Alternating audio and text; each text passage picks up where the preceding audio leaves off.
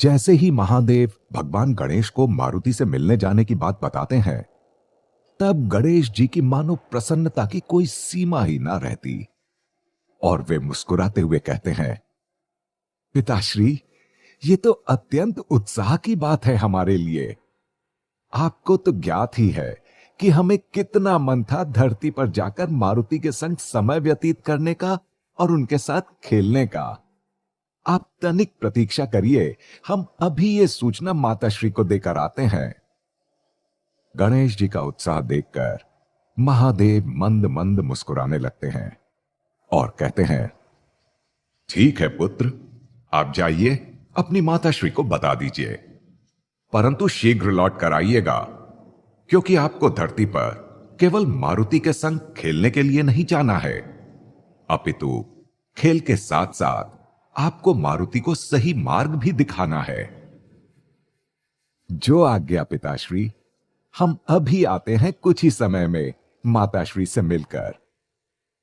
ये कहकर गणेश जी अपनी माताश्री के पास पहुंचते हैं और बड़ी प्रसन्नता से उत्साहित स्वर में कहते हैं, माताश्री, माताश्री, कहां हैं आप? माता पार्वती, जो बैठकर भगवान शिव के लिए चरणामृत बना रही होती हैं, गणेश जी से कहती हैं, पुत्र, हम तो यहीं बैठे हैं, सुबह से आपके पिताश्री के लिए ये चरणामृत बना रहे हैं। गणेश जी कहते हैं, माताश्री, आप हमारे पिताश्री के लिए कुछ मत कहिए, वे बहुत अच्छे हैं, और अगर आपने उनके विरुद्ध कुछ भी कहा तो हम आपसे रुष्ट हो सकते हैं। माता पार्वती थोड़े आश्चर्य से कहती हैं, अच्छा जी, तो आप हमसे रुष्ट होने की बात कर रहे हैं, वो भी अपने पिताश्री के लिए? तो क्या आप भूल गए हैं वो सारे मोदक जो हमने आपके लिए बनाए और आपको छुप छुप कर उन्हें खाते हुए देखकर भी आपको नहीं टोका? गणेश जी माता पार्वती से लिपटते हुए बड़े प्रेम से कहते हैं, नहीं माताश्री, वो सब हम कैसे भूल सकते हैं, परंतु पिताश्री भी तो अच्छे हैं, इसीलिए हमने कहा कि पिताश्री के लिए कुछ मत कहिए, और अगर आपको चरणामृत बनाने का मन नहीं है तो लाइए, हम कर देते हैं ये कार्य। और मारुति अपनी माताश्री का अधूरा कार्य करने के लिए बैठ जाते हैं। तभी माता पार्वती कहती हैं, अरे अरे पुत्र गणेश, आप तो आज अपने पिता पर कुछ अधिक ही प्रेम न्योछावर कर रहे हैं। क्या रहस्य है आज अपने पिताश्री के प्रति इतने उमड़ते प्रेम का? हमें तनिक ये तो बताइए कि महादेव ने आज आप पर कौन सी सम्मोहिनी विद्या का प्रयोग किया है?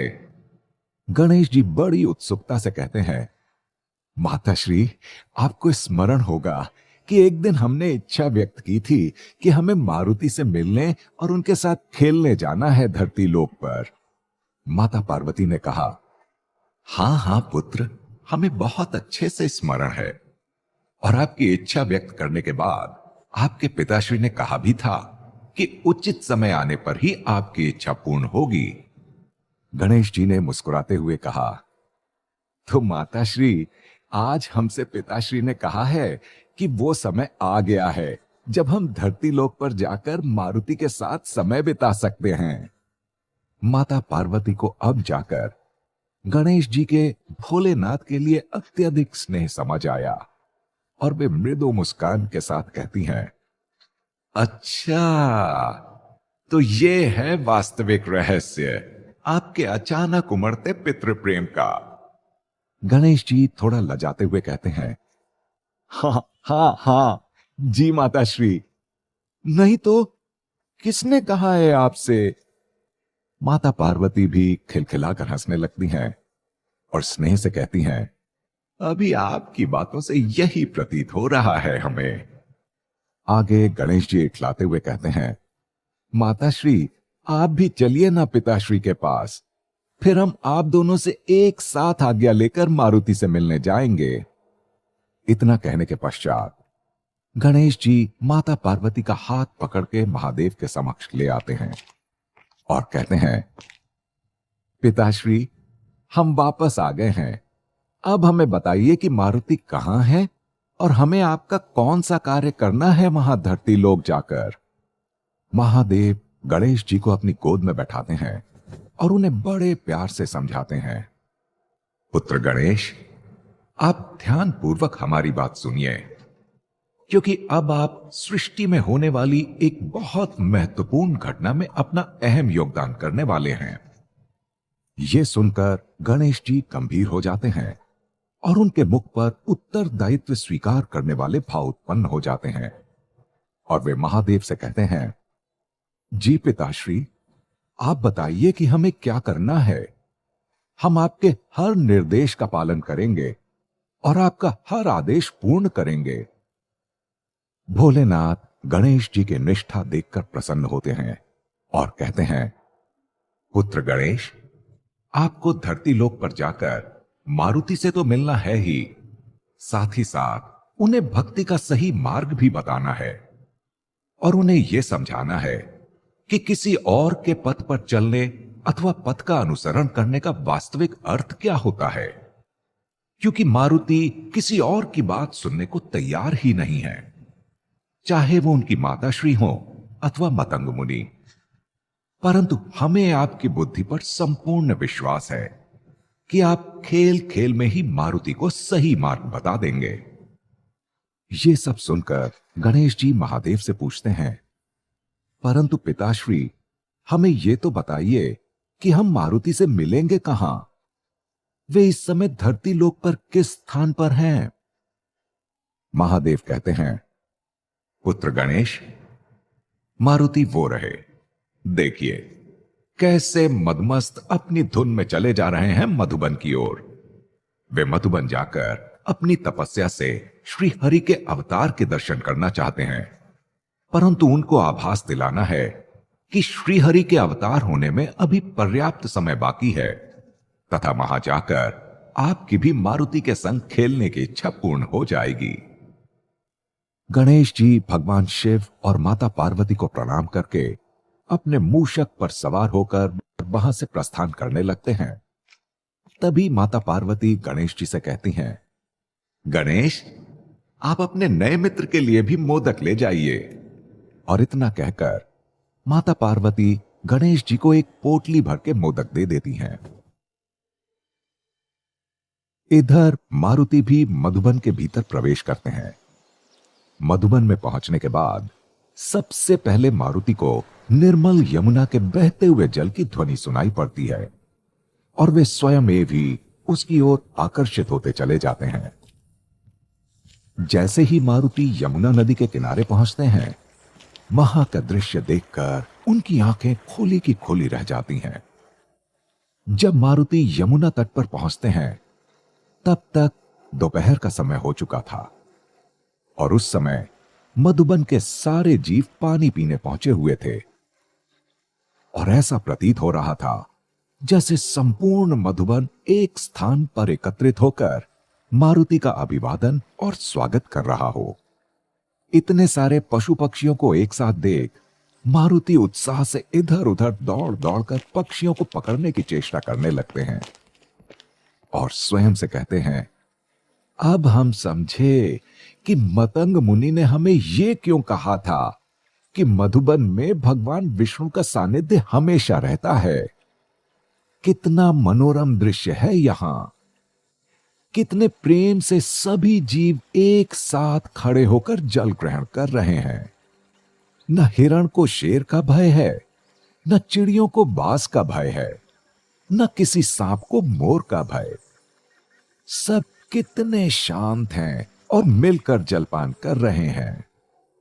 पुनः मारुति मन में कहते हैं, चलो अब यहां पहुंच गए हैं तो हम भी इस पवित्र यमुना नदी में स्नान करके ही अपनी तपस्या प्रारंभ करेंगे। इतना कहकर मारुति अपने कपड़े उतारकर नदी में कूद पड़ते हैं और स्नान करना प्रारंभ कर देते हैं।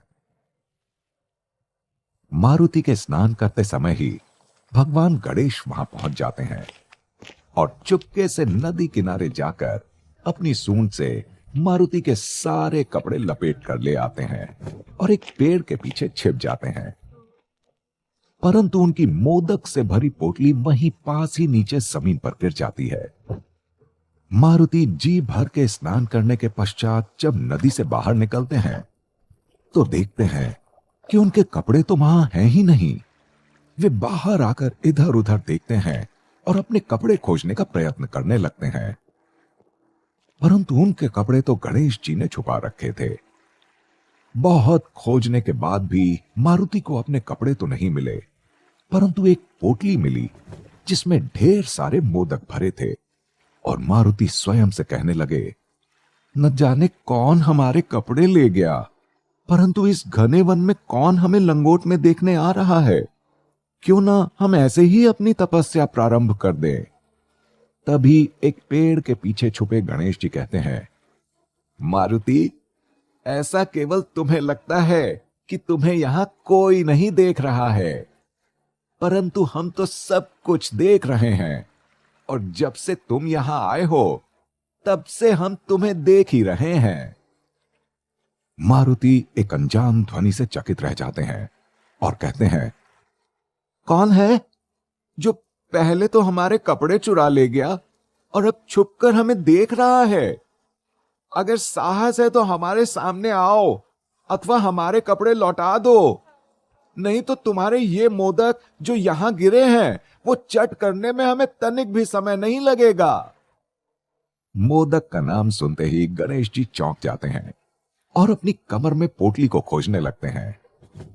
तब जाकर उन्हें ज्ञात होता है कि उनकी मोदक से भरी पोटली वास्तविकता में गिर गई है। इसलिए गणेश जी तुरंत मारुति के समक्ष आकर कहते हैं, अरे अरे, देखो अपने कपड़े ले जाओ, परंतु हमारे मोदक हमें वापस कर दो। मारुति गणेश जी का रूप और काया देखकर चौंक जाते हैं और उनसे कहते हैं, कौन हो तुम और इस नीरव जंगल में क्या बस हमारे वस्त्र चुराने आए हो? गणेश जी कहते हैं, देखो मारुति, हम क्या करने आए हैं वो हम तुम्हें बता देंगे, परंतु पहले हमारी पोटली हमें दे दो और बदले में हम तुम्हारी धोती तुम्हें दे देंगे। ये सुनकर मारुति कहते हैं, नहीं नहीं, तुम पोटली लेकर भाग जाओगे, इसलिए पहले हमें हमारी धोती वापस करो, नहीं तो हम तुम्हें पटक कर अपनी धोती तो वापस ले ही लेंगे, परंतु ये मोदक हमारे पेट में चले गए तो फिर वापस नहीं आएंगे। अब सोच लो कि तुम्हें क्या करना है। गणेश जी मारुति की बात सुनकर कहते हैं, नहीं नहीं मारुति, ये लो अपने कपड़े और हमारी पोटली हमें वापस करो। मारुति अपने कपड़े लेकर मोदक की पोटली वापस कर देते हैं और कहते हैं, एक बात बताओ, क्या तुम सभी स्नान करने आने वालों के कपड़े चुराने ही आते हो यहां?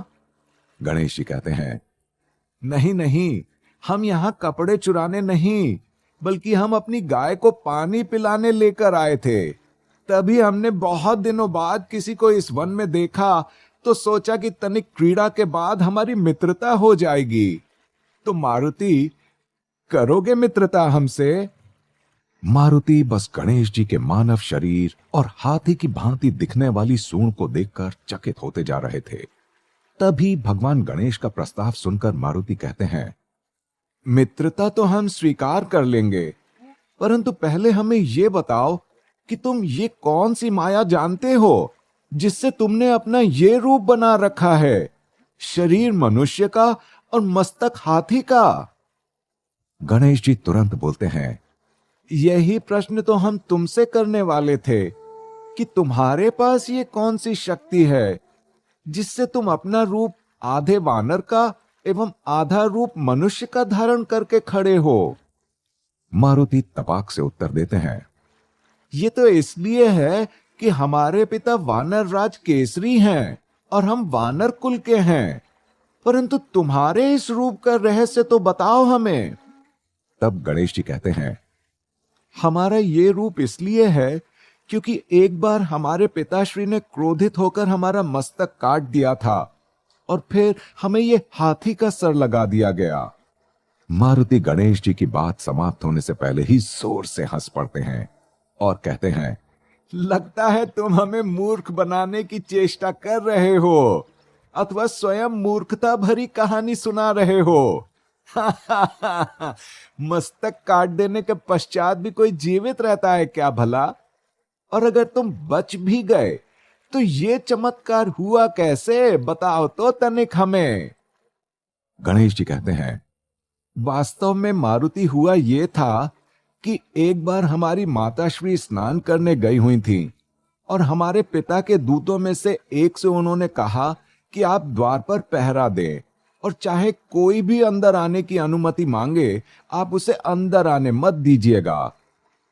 परंतु जब हमारे पिताश्री ने दूत से अंदर जाने को कहा तो वो दूत पिताश्री के होने के कारण उन्हें नहीं रोक पाया, जिसके फलस्वरूप हमारी माताश्री ने सोचा कि उन्हें कोई ऐसा पहरेदार चाहिए होगा जो केवल उनकी बात सुने एवं आज्ञा का पालन करे। वहीं एक दिन हमारी माताश्री ने अपनी देह की मैल हटाने के लिए हल्दी लगाई और उसी हल्दी के उपटन से एक प्रतिमा का निर्माण किया और उसमें प्राण फूंककर उसे जीवित कर दिया।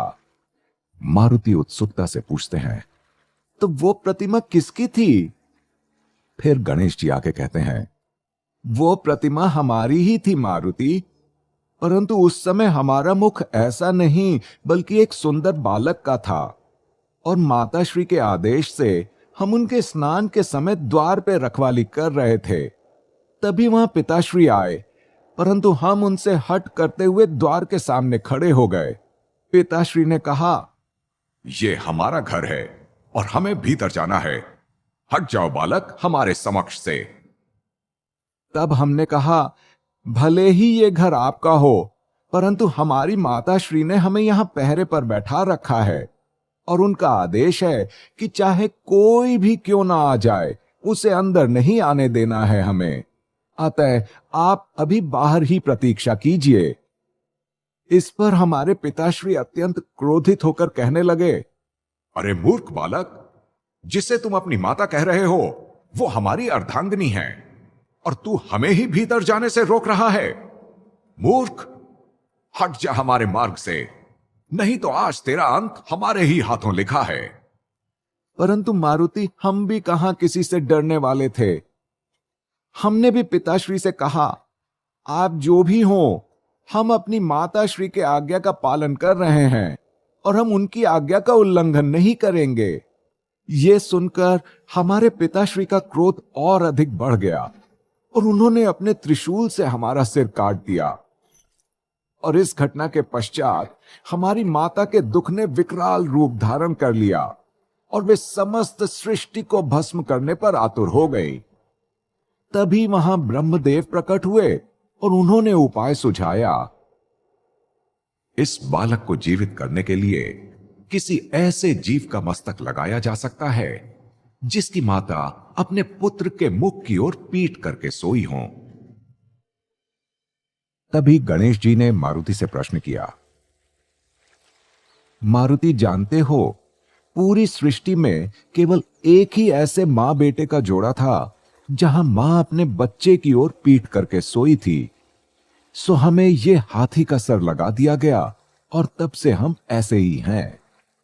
मारुति ये सारी बातें सुनकर चकित रह जाते हैं और कहते हैं, तुम्हारी रहस्य भरी बातें सुनकर अब हमें यह जानने का मन हो रहा है कि तुम्हारे माता पिता कौन हैं और स्वयं ब्रह्मदेव क्यों आए तुम्हें बचाने का सुझाव देने। मारुति जैसे ही गणेश जी से पूछते हैं कि तुम्हारे माता पिता कौन हैं और हमें समझ नहीं आ रहा है कि कोई सामान्य मनुष्य कटा हुआ मस्तिष्क कैसे जोड़ सकता है, तनिक इस बात पर प्रकाश डालोगे। तब गणेश जी मारुति से कहते हैं, हमने ये कब कहा मारुति कि हमारे माता पिता कोई सामान्य मनुष्य हैं अथवा हम कोई सामान्य बालक। ये सुनकर मारुति आश्चर्य से पूछते हैं, देखो हमें इतना मत उलझाओ अपनी बातों में और सीधे सीधे बता दो कि कौन हो तुम, नहीं तो हमें हमारी तपस्या प्रारंभ करने में विलंब हो रहा है। ये कहकर मारुति पीछे पलटते हैं। तभी गणेश जी अपनी सूंड से मारुति का हाथ पकड़ते हुए कहते हैं, अरे अरे मारुति, कहां भागे जा रहे हो, तनिक सुनो तो सही। हमारे पिताश्री कोई और नहीं स्वयं कैलाशपति, देवों के देव महादेव हैं, और हमारी माता श्री स्वयं देवी पार्वती हैं। तथा वो दूत जिसने महादेव को रोका नहीं था, वो नंदी महाराज थे। परंतु हमें लगा कि तुम हमें तो जानते होगे, हम हैं गणेश। उस समय मारुति से कुछ बोले ना गया और वे चुपचाप गजानन को बोलते हुए उनका मुख ही देख रहे होते हैं, और वे अचानक से बोल उठे, अरे हां, हम तो जानते हैं आपको। हमारी माता श्री हमेशा आपके पिताश्री की पूजा करती हैं, और जब हम लड्डू चुराकर खाते हैं तो वे सदैव हमसे कहती हैं कि मारुति, तुम भी एकदम गौरी पुत्र गणेश की तरह लड्डू प्रेमी हो, क्योंकि वे भी हमेशा छुप कर लड्डू खाते हैं। इस पर गणेश जी हंसने लगते हैं और कहते हैं, हा हा हा, मारुति, सच कहती हैं तुम्हारी माताश्री। हमें भी मोदक अत्यंत प्रिय हैं, और हमने तो तुम्हें शरारत करते हुए भी देखा है। तभी तो हम तुमसे भेंट करने की सोच रहे थे, परंतु पिताश्री ने हमें जाने ही नहीं दिया। मारुति के मुख पर एकदम आश्चर्य के भाव आ गए थे, जैसे मानो उन्होंने कोई चमत्कार होता देख लिया हो। और वे कहते हैं, परंतु गणेश जी, हमें अभी तक विश्वास नहीं हो पा रहा है कि आप हमसे साक्षात मिलने आए हैं, और हमें इसका कारण तो आपने बताया ही नहीं कि हमसे भेंट करने का आपका उद्देश्य क्या है। गणेश जी मुस्कुराते हुए कहते हैं, मारुति, आपसे मिलने का हमारा उद्देश्य बस इतना ही था कि हमें आपसे मित्रता करनी थी और खेलना था, क्योंकि आप भी हमारी ही तरह और बालकों से अलग हैं। मारुति पूछते हैं, परंतु अलग कैसे हैं हम गणेश जी? गणेश जी पुनः कहते हैं, मारुति, जैसे हमारी कद काठी और काया सामान्य है और मुख एक हाथी का है, ठीक वैसे ही आपकी कद काठी और काया भी मनुष्य की है, परंतु मुख और इस पूंछ के कारण आप वानर प्रतीत होते हैं। जिस पर मारुति कहते हैं, परंतु हमारे गांव में तो सभी बच्चे हमारे जैसे ही हैं गणेश जी। गणेश जी समझाते हुए कहते हैं, मारुति, वो बच्चे दिखते भले ही आपके जैसे हों, परंतु उनमें से कोई भी भूख लगने पर सूर्य देव को नहीं निगल सकता ना, और आपको देखकर ही ऐसा लगता है कि आप और हम एक जैसे ही हों। इसलिए हम आपके साथ मित्रता करने और खेलने आए हैं। मारुति गणेश जी के समक्ष हाथ जोड़ते हुए उनसे कहते हैं, गणेश जी, आप हमें आप कहकर संबोधित क्यों कर रहे हैं? हमें यह अच्छा नहीं लग रहा। आप देवलोक से आए हैं और सभी आपकी पूजा करते हैं। आप हमें हमारे नाम से ही संबोधित करिए। गणेश जी तुरंत उत्तर देते हैं, मारुति, एक तो हम आपसे मित्रता करना चाहते हैं, और मित्रता में सब बराबर होता है। इसलिए अगर मारुति गणेश को आप कहकर बुलाएंगे तो गणेश भी मारुति को आप ही कहेंगे ना। परंतु वो सब बाद में मित्र, पहले ये बताइए कि आप अपने महल से इतनी दूर इस मधुबन में क्या करने आए हैं? मारुति तनिक उकताते हुए कहते हैं, अब क्या बताएं मित्र गणेश, हम ये बात अपनी माता और गुरु मतंग को समझा समझा कर थक गए हैं कि हम ध्रुव के मार्ग पर चलने और भगवान विष्णु के अवतार के दर्शन हेतु मधुबन तपस्या करने आए हैं, परंतु कोई हमारी बात समझ ही नहीं रहा। अब आप ही बताइए कि क्या हम कुछ गलत कर रहे हैं? गणेश जी मृदु मुस्कान के साथ कहते हैं, मारुति, आप कुछ गलत नहीं कर रहे हैं, परंतु हमारा आपसे एक प्रश्न है कि क्या आपने श्रीहरि की छवि को ठीक वैसे ही देखा है जैसे ध्रुव ने स्मरण किया था? मारुति ये प्रश्न सुनकर सोच में पड़ जाते हैं और गणेश जी से कहते हैं, गणेश जी, ये तो हमने सोचा ही नहीं। वास्तव में ध्रुव ने तो भगवान विष्णु को उनके वास्तविक स्वरूप में ही स्मरण करते हुए तपस्या की थी, और हमें तो ध्यान में कोई और ही रूप दिखाई दिया था भगवान विष्णु का। गणेश जी पुनः मारुति से कहते हैं, इतना ही नहीं मारुति, भक्तराज ध्रुव ने उन श्री हरि विष्णु की तपस्या की थी जो सर्वव्यापी हैं और जो वैकुंठ लोक में निवास करते हैं, जिन्हें सब लोग भजते हैं और भक्ति करते हैं। परंतु आप तो भगवान विष्णु के उस अवतार के दर्शन की कामना कर रहे हो जिनका अवतार होना अभी बाकी है। गणेश जी की बात सुनकर मारुति पूरी तरह से उलझ चुके थे और समझने का प्रयत्न कर रहे थे कि उनसे कहां त्रुटि हुई है। और वे आगे कहते हैं, तो हे बुद्धि के स्वामी भगवान गणेश, हमें अब क्या करना चाहिए? और क्या हम यहां तपस्या करके श्री विष्णु के दर्शन नहीं पा सकते? और क्या ध्रुव का मार्ग हमारे लिए सही नहीं है? गणेश जी कहते हैं, मारुति, आप बहुत भोले हो और उतावले भी, इसलिए आप ना तो महर्षि मतंग की बात को समझ पाए और ना ही माता अंजनी की बात को। परंतु सच ये है कि अगर ध्रुव और आपके मन में भगवान विष्णु की छवि ही अलग अलग है, तो एक तरह के प्रयत्न करने से कैसे पाया जा सकता है उनको? और जहां तक रही ध्रुव के मार्ग के अनुसरण की बात, तो ध्रुव का मार्ग ही आपके लिए सही है, मगर वो नहीं जो आप समझ रहे हैं। बल्कि ध्रुव के मार्ग का वास्तविक अर्थ है ध्रुव की निष्ठा, ध्रुव का दृढ़ निश्चय और ध्रुव का ध्यान।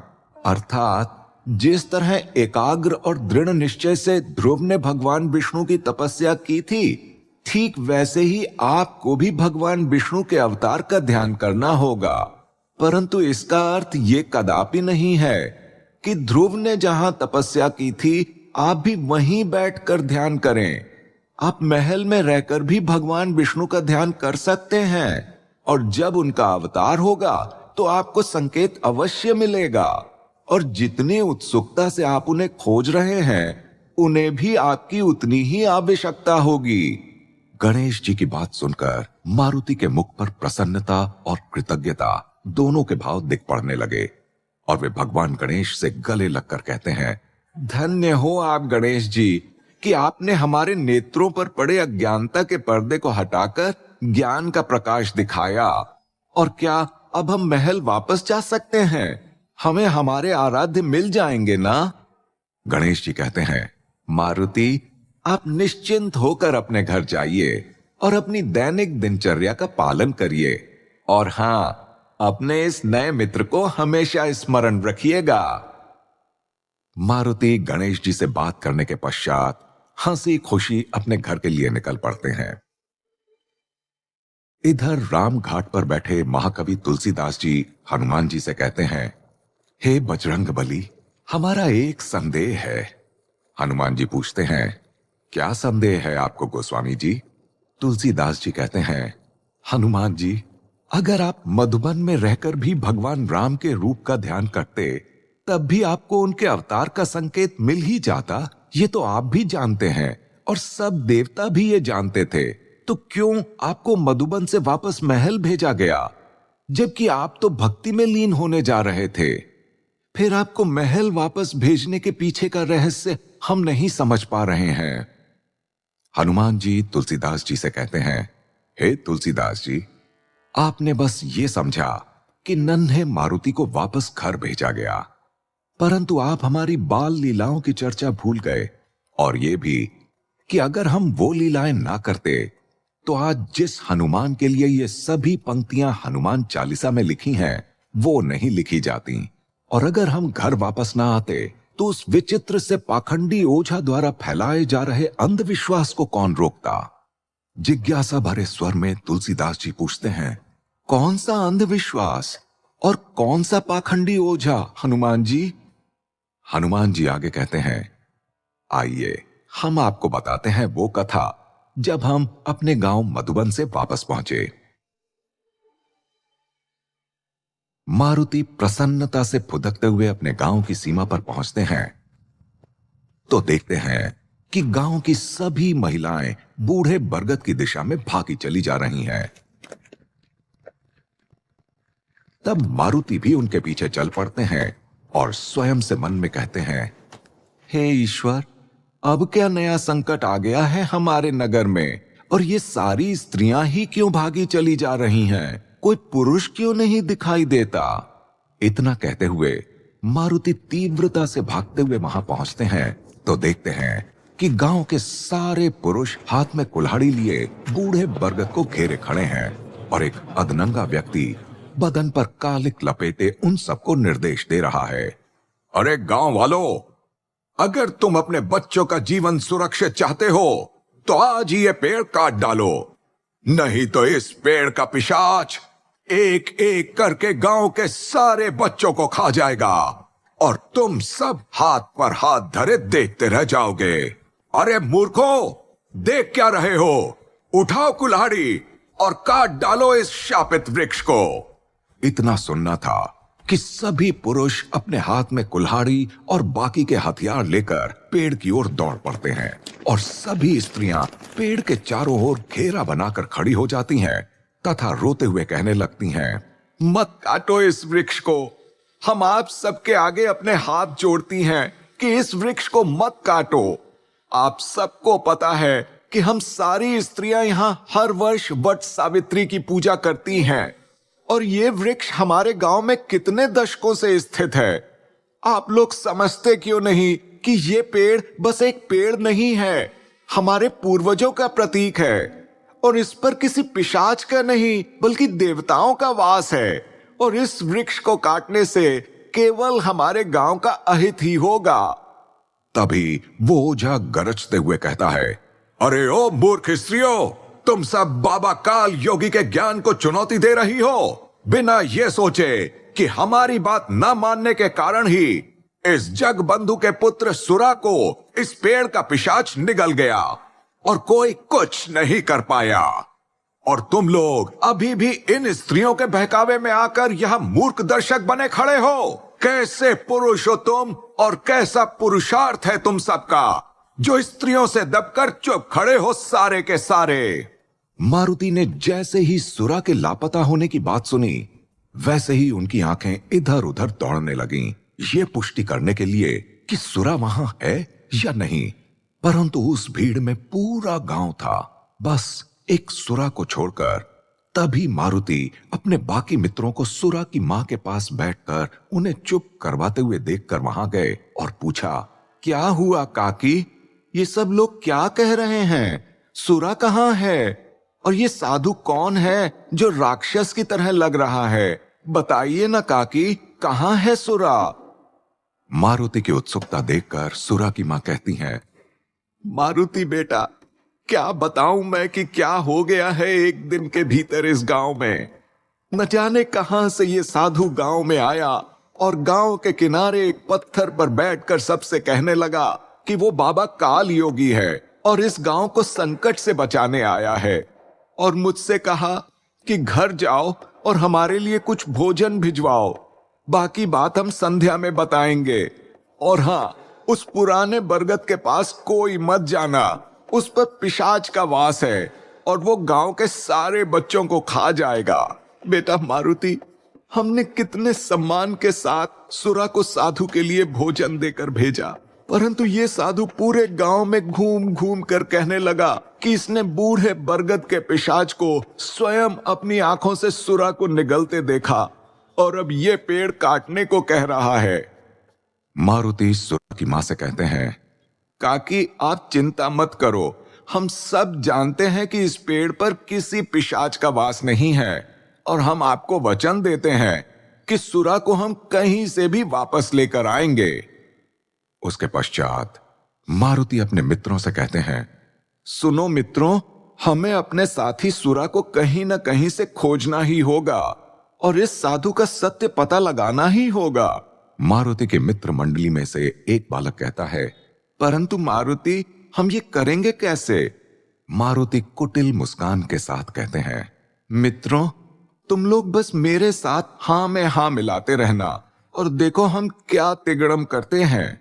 आज इस साधु का सर ना चकरा दिया तो कहना कि क्या चीज है मारुति। इधर साधु सबको पिशाच का डर दिखाकर पेड़ काटने को कह रहा था। तभी मारुति और उनकी टोली भीड़ के बीच में खड़े होते हैं और मारुति चिल्लाना प्रारंभ करते हैं, जय बाबा आम्रदेव की, जय हो बाबा आम्रदेव की। सभी मित्रगण भी चिल्लाने लगते हैं, जय हो, जय हो, जय हो बाबा आम्रदेव की। सभी लोग चुप होकर बच्चों की ओर देखने लगते हैं। तभी वो बाबा भी कहता है, ओ बच्चे, किसकी जय जयकार कर रहा है तू हमारे यहां होते हुए? कौन है यहां बाबा आम्रदेव? मारुति कहते हैं, हम सबके गांव के बाहर जंगल में एक बाबा मिले, जिन्होंने बताया कि वे बाबा आम्रदेव हैं और वे ही इस पेड़ पर निवास करते हैं। अभी मारुति ने अपनी बात समाप्त की ही थी कि तभी वो साधु गुस्से से आग बबूला होकर कहता है, कौन है ये आम्रदेव? और अगर वो इस पेड़ पर निवास करता भी है तो सत्यापित करे हमारे सामने आकर। मारुति ने कह तो दिया था, लेकिन क्या वो सत्यापित कर पाएंगे बाबा आम्रदेव का अस्तित्व? क्या सुरा मिल पाएगा? क्या टूटेगा बाबा काल योगी का पाखंड? क्या तिगड़म लगाएंगे मारुति और उनकी मित्र मंडली? मारुति ने जब सबको बताया कि उन्हें ग्राम के बाहर जंगल में आम्रदेव जी मिले, तब साधु काल योगी ने कहा, कौन है बाबा आम्रदेव? हमने तो कभी नहीं सुना आज तक उनके विषय में। इस पर मारुति तपाक से उत्तर देते हैं, हे साधु महाराज, सुना तो इस गांव ने आपके विषय में भी कभी नहीं था, परंतु आप भी तो प्रकट हो गए ना अचानक से यहां, और हमारे पुरखों की निशानी इस बूढ़े बरगद को काटने के लिए कह रहे हैं, जहां न जाने कितने वर्षों से सभी स्त्रियां वट सावित्री की पूजा करती हैं। खेत में काम करके थक जाने पर पुरुष विश्राम करते हैं तथा हम बच्चे अधिक धूप के समय इस वृक्ष की छांव में खेलते हैं। आज तक किसी को भी इस पेड़ के एक पत्ते से भी आघात नहीं पहुंचा, और आपके आते ही हमारे मित्र को इस पेड़ के पिशाच ने निगल लिया। ये हम कैसे मान लें साधु महाराज? वो पाखंडी साधु मारुति की बात सुनकर थोड़ा अकबका जाता है और हकलाते हुए कहता है, क्या इसका अर्थ यह है कि हमने सुरा को कहीं छुपा दिया है? अरे मूर्ख बालक, तुझे पता भी नहीं कि तूने किस योगी से बहस की है। और गांव वालों, तुम भी मूर्खों की तरह इस उद्दंड बालक की बातों में आ गए हो। अगर इसे अपने उस आम्रदेव बाबा पर इतना ही विश्वास है तो यह सत्यापित करे अपने आम्रदेव को, क्योंकि हमने तो सबको प्रमाण दिया है पिशाच का, और देखो सुरा को निगल लिया है इस बरगद के पिशाच ने। तो सुन ले हठी बालक, तेरे पास कल प्रातः काल तक का समय है। अगर सच में कोई आम्रदेव है तो इस पेड़ पर होने का प्रमाण दे, अथवा कल यह पेड़ काटना होगा। मारुति बड़े ताव में कहते हैं, आप निश्चिंत रहें बाबा, कल सुबह आपके साथ सभी को आम्रदेव बाबा के होने का प्रमाण मिल जाएगा, और कल सुबह इस बरगद के पेड़ को आप लोग आमों से लदा हुआ देखेंगे। मारुति के इतना कहते ही सभी लोग आपस में खुसुर फुसुर करते हुए घर की ओर जाने लगते हैं। तभी मारुति की मित्र मंडली में से कोई बोल पड़ता है, अरे मारुति, एक तो ये आम्रदेव सच में है नहीं, ऊपर से तुमने इस बरगद के वृक्ष पर आम लदे होने का दावा कर दिया। अब कैसे लाओगे इस पेड़ पर आम? तभी दूसरा मित्र बोल पड़ता है, हम तो मारुति को बहुत बुद्धिमान समझते थे, परंतु मारुति को तो इतना भी नहीं पता कि बरगद के पेड़ पर आम नहीं उगा करते। अब तो ये सारा खेल मारुति के जिम्मे है। हम सभी मित्र देखते हैं तुम क्या करते हो रात भर में। ये कहकर सारे मित्र हंसते हुए अपने अपने घर चले जाते हैं, और मारुति अकेले टहलते हुए अपने महल की ओर चल रहे होते हैं। परंतु तभी रास्ते में उन्हें एक जानी पहचानी ध्वनि सुनाई देती है, मारुति, अरे मित्र मारुति, हम यहां हैं, देखो इस पेड़ पर ऊपर। मारुति ऊपर देखते हैं तो खुशी से उछल पड़ते हैं और कहते हैं, अरे गणेश जी आप, मगर अच्छा हुआ कि आप यहां आ गए, हमें आपकी सहायता की अत्यंत आवश्यकता है। गणेश जी मारुति की बात सुनकर तुरंत पेड़ से नीचे आते हैं और मारुति से पूछते हैं, क्या हो गया मारुति? आपको मधुबन से लौटते ही हमारी सहायता की आवश्यकता पड़ गई, और वो भी उस पाखंडी साधु कालयोगी के लिए। मारुति, हमने तो सोचा था कि आप इतनी सी समस्या चुटकी बजा के हल कर लेंगे। मारुति कहते हैं, परंतु गणेश जी, आपको कालयोगी साधु वाली बात कैसे ज्ञात हो गई? गणेश जी कहते हैं, मित्र मारुति, जब हमने आपको अपना मित्र कहा था, तभी से आपकी सभी समस्याएं हमारी हो गईं। और इस बूढ़े बरगद के भूत की बात तो हमें इसलिए भी पता है क्योंकि हम आपका पीछा करते हुए यहां तक आ गए थे और इस पेड़ पर बैठकर सारा हंगामा देख रहे थे। परंतु आप हमें अपनी दुविधा बताओ, हम कुछ करते हैं समाधान उसका। मारुति गणेश जी से कहते हैं, गणेश जी, हमने दुविधा का पहला चरण तो स्वयं ही सुलझा लिया है और बूढ़े बरगद को काटने से रोक लिया है। परंतु हमने सबसे यह भी कह दिया है कि कल इस बरगद के पेड़ पर आम लदे मिलेंगे। अब हमें यह समझ में नहीं आ रहा है कि हम बरगद के पेड़ पर आम कैसे उगाएं, वो भी रात भर में। गणेश जी हंसते हुए कहते हैं, अरे मारुति, अब जो बोल दिया सो बोल दिया। कही हुई बात कभी वापस आई है भला?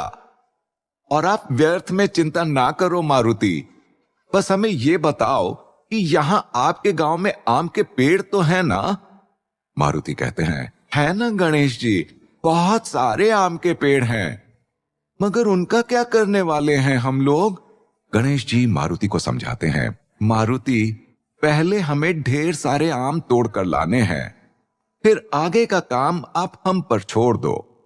इसके बाद दोनों आम तोड़ने चले जाते हैं और आम के पेड़ के निकट आकर मारुति कहते हैं, गणेश जी, ये रहा पेड़, आप तनिक यहीं रुकिए, हम आम तोड़ते हैं ऊपर जाकर। गणेश जी फिर मारुति से कहते हैं, मारुति, आप सच में बहुत भोले हो। जब आपके पास पवन देव की शक्तियां हैं तो पेड़ पर चढ़ने की क्या आवश्यकता है? प्रयोग करो शक्ति का और ले आओ आम। अथवा इंद्रदेव ने आपको जो वज्रदेह होने का वरदान दिया है, उससे आप नीचे खड़े होकर विशाल पेड़ को हिलाकर आम तोड़ सकते हो। मारुति अपना माथा पीटते हुए कहते हैं, अरे हां गणेश जी, हमने तो ये सोचा ही नहीं। वो क्या है ना कि खाली पेट हमारा मस्तिष्क काम करना बंद कर देता है। परंतु अब देखिए हम कैसे आम तोड़ते हैं। इतना कहकर मारुति आम के पेड़ के पास गए और अपनी पीठ पेड़ से टिकाकर जोर से पेड़ हिलाने लगे। और देखते ही देखते वहां मानो जैसे आमों की वर्षा होने लगी। और फिर गणेश जी तथा मारुति मिलकर सारे आम उठाकर बूढ़े बरगद के पास लेकर आ जाते हैं। फिर गणेश जी मारुति से कहते हैं, मारुति, अब तुम अपने महल वापस जाओ और विश्राम करो। कल इस पेड़ पर आम लदे मिलेंगे लोगों को। मारुति उत्सुकता से कहते हैं, वो कैसे संभव हो पाएगा गणेश जी? गणेश जी मृदु मुस्कान के साथ कहते हैं, मारुति, आधा कार्य आपने कर ही लिया है मित्र, अब बाकी का आधा कार्य आप हम पर छोड़ दीजिए। गणेश जी की बात सुनकर मारुति वहां से अपने महल वापस चले जाते हैं और मारुति के जाने के बाद गणेश जी अपनी माया से सारे आम उस बूढ़े बरगद पर लगा देते हैं और वहां से अंतर्ध्यान हो जाते हैं। इधर मारुति महल वापस पहुंचते हैं और अपनी माता को प्रणाम कर चहकते हुए कहते हैं, माता श्री, देखिए हम आ गए। माता अंजनी मारुति की पुकार सुनकर बहुत प्रसन्न होती हैं और मारुति को गले लगाकर उनसे पूछती हैं, मारुति, आप इतनी जल्दी मधुबन से कैसे लौट आए? क्या आपने भगवान विष्णु के अवतार के दर्शन प्राप्त कर लिया? आगे मारुति मधुबन में गणेश जी द्वारा उनकी मित्रता और उनके द्वारा बताए गए मार्गदर्शन की बात बताते हैं, जिसे सुनकर माता अंजनी कहती हैं, वाह, अति उत्तम। गणेश जी ने तो आपको सही मार्ग बताया है, परंतु मारुति, हम भी तो आपको यही समझा रहे थे, लेकिन आप अपने हट के आगे कहां किसी की सुनते हो। परंतु एक बात तो अच्छी हुई कि आपको स्वयं गौरी पुत्र गणेश जी से ज्ञान प्राप्त हुआ। तभी मारुति बड़ी चिंता भरे स्वर में पूछते हैं, परंतु माताश्री, हम सुरा को लेकर अत्यंत चिंतित हैं, तथा वो साधु कौन है जो सबको भड़काकर बूढ़े बरगद को कटवाना चाहता है। माता अंजनी कुछ बोलती, उससे पहले ही वहां महाराज केसरी आकर कहते हैं, मारुति, वास्तव में वो व्यक्ति कोई साधु नहीं है, वो तो बस अपनी तंत्र विद्या सिद्ध करना चाहता है। उसे केवल बूढ़े बरगद की जड़ में निवास करने वाले नाग देवता की मणि और एक बालक की बलि चाहिए। इसीलिए उसने सुरा को कहीं छुपा लिया है और उस बरगद के पेड़ को कटवाना चाहता है, ताकि वो नाग देवता को वश में करके नागमणि को प्राप्त कर सके। मारुति लगभग रोते हुए कहते हैं, पिताश्री, तो क्या उस पाखंडी ने सुरा के प्राण ले लिए हैं? क्या उसने सुरा की बलि चढ़ा दी है? क्या हमारा मित्र अब हमें कभी नहीं मिलेगा? महाराज केसरी कहते हैं, नहीं पुत्र, ऐसा नहीं है। जब तक वो साधु बरगद के पेड़ की नागमणि प्राप्त नहीं कर लेता, तब तक वो सुरा की बलि नहीं देगा। और आपने जो आश्वासन लोगों को दिया है कि उस बरगद पर कोई आम्रदेव रहते हैं और उनकी कृपा से कल सुबह बरगद का पेड़ आमों से लदा होगा, इस तिगड़म ने सुरा के प्राण आज के लिए बचा लिए हैं। परंतु अगर आपका कथन सत्य नहीं हुआ तो लोग पेड़ काट देंगे और वो ढोंगी अपने तंत्र में सफल हो जाएगा। मारुति मुस्कुराते हुए महाराज केसरी से कहते हैं, पिताश्री, आप तनिक भी चिंता ना करें, बूढ़े बरगद पर कल सुबह आम अवश्य उगेंगे। हमने उसका प्रबंध कर दिया है।